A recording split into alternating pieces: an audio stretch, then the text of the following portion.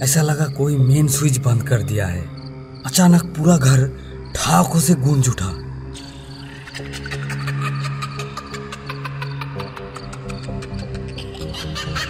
मैंने अपने जीवन में इस तरह की हंसी कभी नहीं सुना था। हंसी खत्म होने का नाम ही नहीं ले रहा। कितना डरावनी आवाज है। ऐसा लगा मानो दरवाजा के पार ही कोई हंसते हुए मरा जा रहा है। साइलेंट रूम प्रेजेंट किताबों की आवाज पे आपका स्वागत है।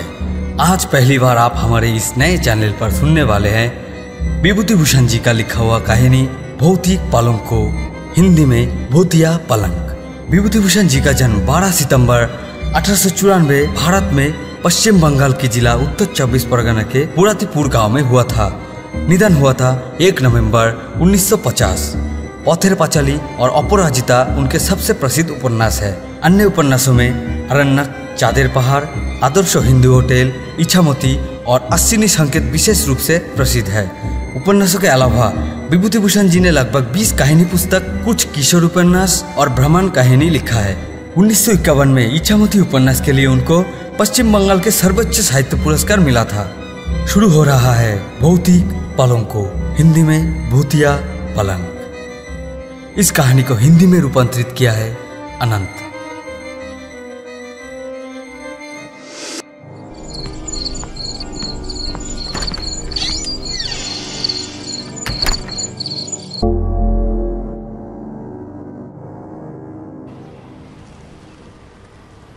बहुत दिन बाद सतीश से मुलाकात हुआ। बेचारा जल्दबाजी में भीड़ को धकेलते हुए वेंटिंग स्ट्रीट के बाएं ओर से उत्तर की ओर जा रहा था। सब ऑफिस अभी अभी छुट्टी हुई है। सर्दी का मौसम है। आधी अंधेरी आधी रोशनी सड़क पर छाई हुई थी। थके हारे धीरे धीरे सड़क से चला जा रहा था। सतीश को देख के उसका कमीज पकड़ के चीखकर बोल उठा, अरे सतीश! सतीश हैरान होकर मेरे ओर देखते हुए कहा, खगेन, माय गॉड, मैं तो तुम्हें ढूंढ रहा था। बोला, इसका सबूत है तुम मुझे धक्का देकर चले जा रहे थे। शुक्र है मैंने तुम्हें देखा। सॉरी, मैं थोड़ा जल्दी में था। वो तो दिख ही रहा है, लेकिन जा कहाँ रहे हो? तुम्हें भी मेरे साथ जाना पड़ेगा। ज्यादा दूर नहीं है, रास्ते में से पता था हो। क्या? ना मत बोलना, नहीं तो जबरदस्ती ले जाऊंगा। सतीश को मैं बचपन से जानता हूँ। वो जो बोलता है वही करता है, और उसके शरीर में थोड़ा ताकत भी है। इसीलिए वो अपना काम निकालने के लिए बल प्रयोग करना नहीं भूलता। आखिर उसके साथ जाना ही पड़ा। उसका मंजिल बहुत ही करीब थी और उसने अपना उद्देश्य बहुत ही संक्षेप में मुझे बताया। उस दिन सुबह अखबार में खरीदने बेचने की पेज में एक विज्ञापन थी। सबसे ज्यादा बोली लगाने वाले को एक बहुत ही आधुनिक और रहस्यमय चीनी पलंग बेचा जाएगा। दुनिया में ऐसा दूसरा पलंग नहीं है। अगर मौका खो दिया तो पछताना पड़ेगा। एड्रेस 2/3 फलाना स्ट्रीट। सतीश उसके जेब से विज्ञापन को निकाला और बोला, लो पढ़ो। समझा, लेकिन रहस्यजनक, इसका अर्थ क्या है? इसी बात ने तो मुझे भी सोचने पर मजबूर कर दिया है। कुछ पता नहीं कर पा रहा हूँ। सतीश सड़क का नाम देखते हुए चल रहा था। अचानक वो उछल पड़ा। मिल गया वो गली। शाम की मध्यम रोशनी में उस गली की ओर देखकर पता नहीं क्यों मुझे कुछ अजीब सा लग रहा था। चीनी मौसम में चीने पल्ली का रहस्यमय पलंग। मैंने सतीश का हाथ पकड़ा और कहा, पलंग पे कोई काम नहीं है भाई, चल वापस चलते हैं। हमारा देसी पलंग ही जिंदाबाद। सतीश बहुत जोर से एक धक्का देकर कहा, डरपोक कहीं का, इतनी दूर आके वापस नहीं जा सकते। गली के मोड़ पर दाहिनी ओर एक नीम का पेड़ सर ऊंचा करके भूत की तरह खड़ा था। उधर की डस्टबिन से सड़ा गला खाने की बदबू हवा में तैर कर आ रहा था। असहनीय बदबू से पेट में गुड़गुड़ होके सुबह का खाना बाहर आना चाह रहा था। बहुत ही गंदा बदबू। नाक में रुमाल दबा के जल्दी जल्दी चलने लगा। हवा का एक झोंका अचानक दक्षिण की ओर से आया और हमारे ऊपर जोर से गिरा। सर के ऊपर कुछ चमगादड़ पंख फड़फड़ाते हुए उड़ गया। दो आवारा कुत्ते बाहर के लोगों को देखकर अजीब सुर में भौंकने लगा। सड़क पर लोगों का नामो निशान नहीं था। बगल में एक चीनी दफ्तर के बहुत पुराना साइन बोर्ड, उसके ऊपर की कंकाल की छवि लगभग मिट गई है। कहीं से एक पियानो का हल्की सी आवाज आ रहा था। जल्द ही हम वहां पे पहुंच गए। ऐसा घर मैंने अपने जिंदगी में कभी नहीं देखा। ईंटें निकली हुई, अपंग, प्राचीन काल का गवाई लेकर दांत निकल कर खड़ा था। लगता है इस घर की नींव नवाब अलीवर्दी खा के समय रखी गई थी। मैं बहुत ही संभल कर टूटे हुए गेट से अंदर घुसा। घर के अंदर जाके मैं हैरान हो गया। इतने सारे लोग यहाँ पे कहाँ से आया? हम जिस सुनसान शांत गली से यहाँ आए वहाँ पे किसी का परछाई तक नहीं मिला। भूतिया कांड है क्या? सभी के चेहरे पर उत्सुकता मौजूद थी। विभिन्न राष्ट्रीयताओं के लोग वहाँ पे मौजूद थे। इतने सारे लोग, लेकिन किसी के मुंह में कोई शब्द ही नहीं। मतलब सुई गिरने तक उसका आवाज सुनी जा सकती है। कुछ घंटे बाद एक बूढ़े मोटा चीनी आदमी ने हमें रास्ता दिखाकर ले गया। उसका सर का सारे बाल पक चुका था। उनके सामने के ऊपर के दो दांत सोने से जला हुआ था और बाएं हाथ के बाजू पर एक भोजाली का छवि बना हुआ था। वो हमें बुलाकर बहुत सारे कमरों से होते हुए उस पलंग के कमरे में ले गए। ये घर एक अभेद्य किला जैसा था, मानो कोई भूल भुलैया। हाँ, पलंग तो है। वैसा पलंग मैंने अपने जीवन में दूसरा नहीं देखा। पलंग तो मैंने बहुत देखा, लेकिन वही पहली बार और वही आखिरी बार था जब मैंने इतना अद्भुत चीनी पलंग देखा। उसकी अद्भुत मूर्तिकला, अद्भुत शिल्पकला, जिसकी एक तरफ भगवान बुद्ध की ध्यानमग्न शांत मूर्ति। आकार में पलंग ज्यादा बड़ा नहीं है, 2 आदमी आराम से सो सकता है। और आश्चर्य की बात है, उस पलंग का साइज बढ़ाकर 10 आदमी का जगह बन सकता है। मैं देखकर हैरान रह गया। सभी से पलंग की दाम लेकर बातचीत शुरू हुई। सभी लोग उस सामान्य लकड़ी के पलंग की ओर आकर्षित थे। सभी लेना चाहते थे उस पलंग को। पलंग की दाम तेजी से बढ़ने लगा। आखिर में सतीश के नसीब में ही वो पलंग मिला, 1500 रुपए में। उस पलंग को लेकर घर लौटने में लगभग 10 बज गया। जिसने भी देखा उसी ने कहा, क्या पलंग है? वहां से खा पीकर मैं घर लौट गया। सतीश ने कहा, फिर आना एक दिन, दावत रहा। तथास्तु कहकर चला आया। मैं घर पहुंचते ही अगले दिन सतीश आकर मेरे घर पे खड़ा हो गया। बिखरा हुआ बाल, मुंह सूखा हुआ, आंखें खून की तरह लाल।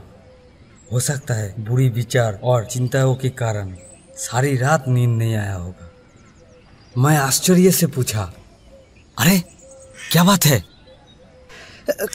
खतरा,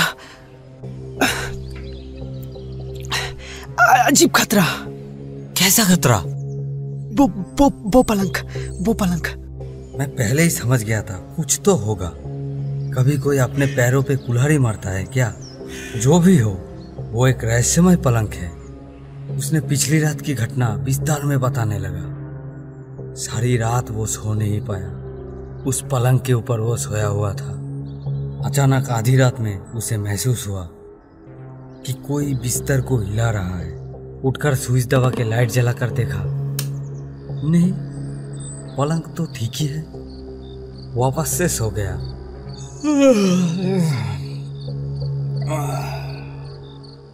और थोड़ी देर बाद नींद टूट गया।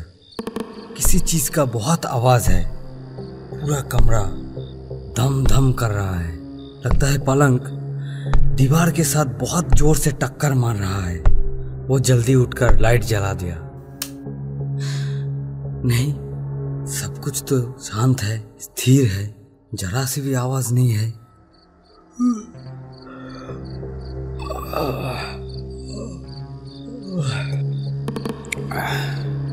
वो फिर से सो गया। इस बार उसने लाइट बंद नहीं की। सुबह 4 बजे किसी की स्पष्ट खतरनाक कराहने की आवाज से उसे होश आया। जैसे कोई बिस्तर के पास बैठ के रो रहा हो, धीरे धीरे।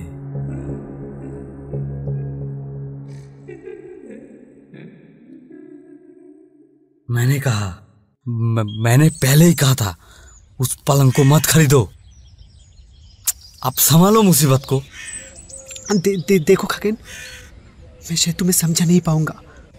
उस पलंग के साथ मेरा ऐसा लगाव हो चुका है, मैं उसे किसी भी कीमत पर नहीं छोड़ सकता। तो मरो उस पलंग के साथ। मुझे तुम्हारा मदद चाहिए। मेरा मदद? आज तुम हमारे वहां पे रात को खाना खाओगे। सारी रात बिना सोए दोनों मिलके उस पलंग की पहरेदारी करेंगे। देखता हूँ उसमें क्या है। और मेरा ऑफिस? पागल, कल रविवार है। और क्या, दोस्त की मदद करने के लिए शाम को उसके घर पे जाके हाजिर हो गया। सतीश मेरा इंतजार कर रहा था। मुझे देख के खुश होकर चिल्ला के बोला, स्वागत है। फिर और कोई गड़बड़ तो नहीं हुई ना? नहीं, दिन के दौरान कुछ होने की कोई कारण ही नहीं है। सतीश के माँ ने कहा, देखो बेटा खगेन, इतनी बार कह चुकी हूँ कि उस पलंग को बेच दे, लेकिन मेरी बात मानता ही नहीं। क्या कह रही हो माँ? 1500 रुपए की पलंग है, डर के मारे बेच दूं? खा पी के रात जगने के जुगाड़ करने के बाद हम दोनों पलंग वाले कमरे में जाके बैठे।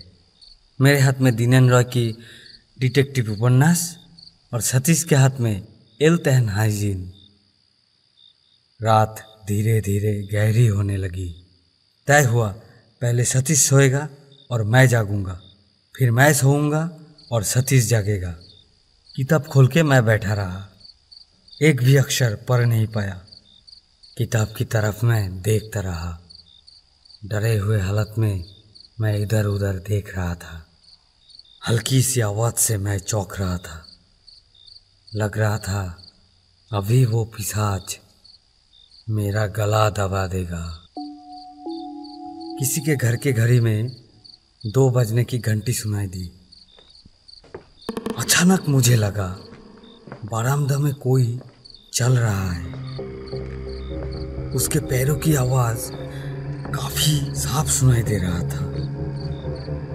मेरा पूरा शरीर हिल गया, रोंगटे खड़े हो गए। अचानक तेज आवाज करके खुली खिड़की बंद हो गई। तभी मुझे लगा मैं हवा में तैर रहा हूँ। मेरा होश खो चुका है। मैं जिंदा हूँ कि मर गया, वो भी संदेह का विषय बन चुका था। मैं डर के मारे चीखने लगा। सतीश चौंक कर हड़बड़ाहट से उठकर बैठ गया। क्या हुआ? क्या हुआ? डर और आश्चर्य के मारे मेरे मुंह से कोई शब्द नहीं निकला। सतीश मेरे दोनों कंधों पर हाथ रख के हिलाकर बुलाया, खगेन। मैं अपने माथे का पसीना उंगली से पोंछकर कहा, बहुत डर गया था।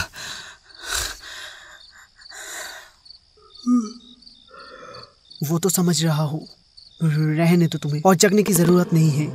तुम सो जाओ, मैं जगता हूँ। मेरा भी सोने का कोई मतलब नहीं है,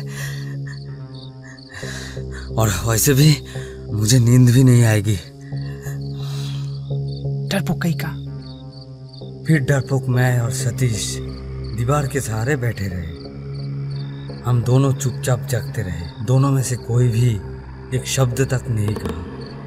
मैं खुली खिड़की से बाहर के आकाश की ओर एक नजर में देखता रहा। अनगिनत तारे टिमटिमा रहे थे। ऐसा लग रहा था मानो वो तारे हमारे खतरे पर हंस रहे हो। इतने में ही अचानक बिजली की रोशनी झन करके बुझ गई। हम दोनों एक साथ बोले, कौन है? ऐसा लगा कोई मेन स्विच बंद कर दिया है। अचानक पूरा घर ठाकों से गूंज उठा।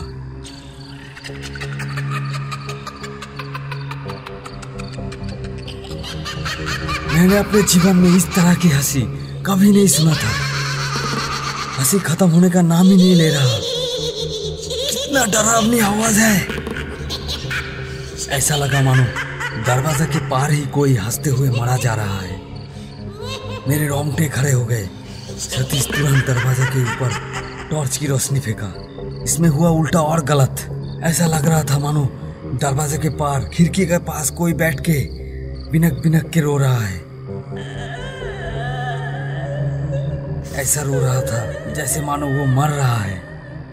रोने की आवाज पूरे घर में गूंजने लगी।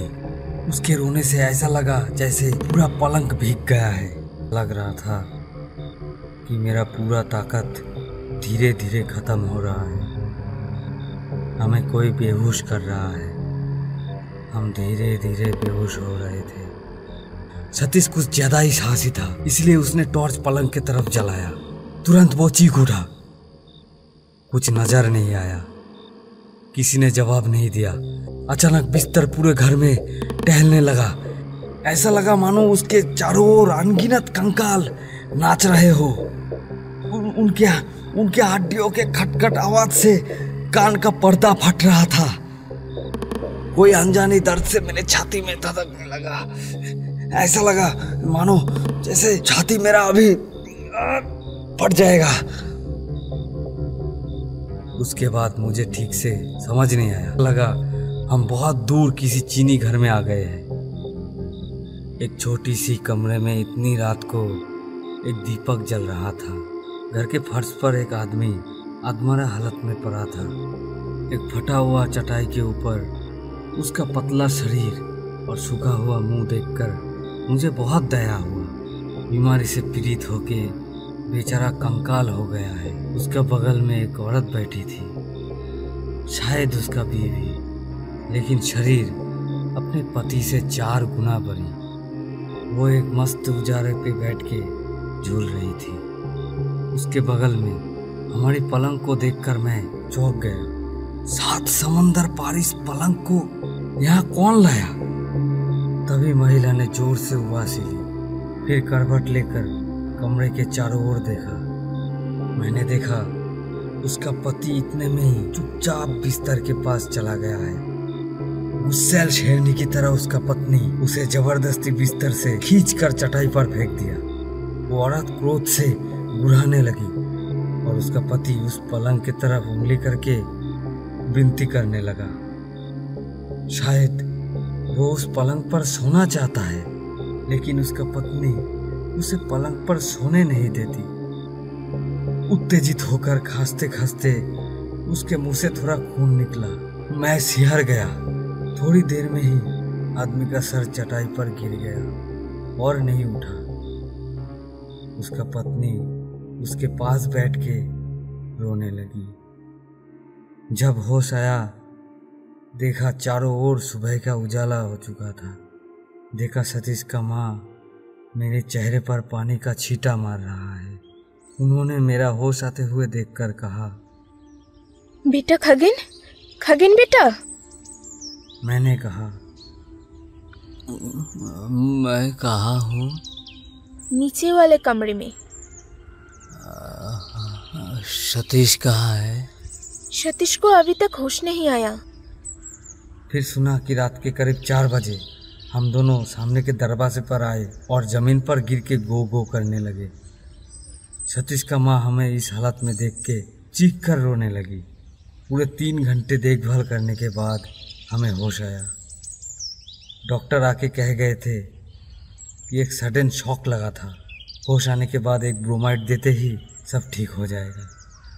सतीश को होश आते ही वो भी मेरे जैसा उल्टा सीधा बोलने लगा। मैं हैरान होकर उसकी तरफ देख रहा था। सतीश के माँ ने कहा, पहले उस दुष्ट पलंग को विदा कर। पलंग बेचने एक विज्ञापन दिया अखबार में। अगले ही दिन शाम को अनगिनत लोग घर पर जमा हो गए थे। आखिरकार 2000 रुपए में एक यहूदी पलंग को खरीद कर ले गए। चलो, बीच में से कुछ फायदा तो हुआ। अगर ना बिकता तो फ्री में देना पड़ता। अभी भी बीच बीच में उस पलंग के बारे में ख्याल आता है। सोचता हूँ अभी वो शापित पलंग किसके पास होगा, पता करूँ। उस अतृप्त आत्मा जिसे उसका पत्नी जीवित रहते हुए बीमारी के डर से कभी भी पलंग पर सोने नहीं दिया, वो क्या आज संतुष्ट हुआ है? या फिर अभी भी वो उस पलंग के आसपास हर रात तड़पता है, किसी को उस पर सोने नहीं देगा।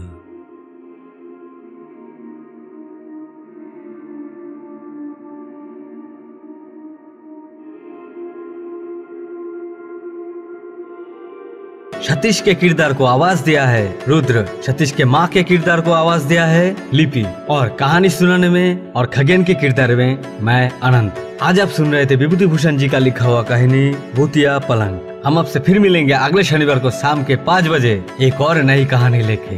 तब तक के लिए जय हिंद, जय भारत। सुनते रहिए, सुनाते रहिए।